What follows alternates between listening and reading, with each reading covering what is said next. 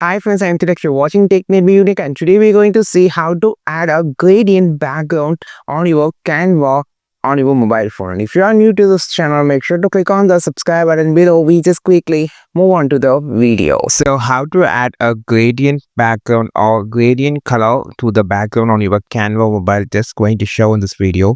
First, tap on the background. If you are just click on the text, you can see have the option where just tapping on the background. So now we have this option called color. Click on this. Now here you have this plus symbol. Click on the plus symbol. Now here you have a two option on the bottom, a solid color or gradient. Click on the gradient option. Now you just need to add the gradient color. So I just going to choose a red color here and just select the gradient first.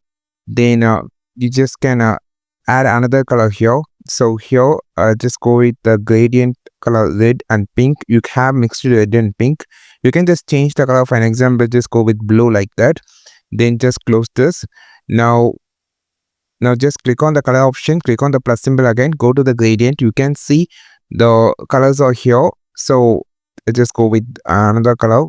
So just choose this color and just close it.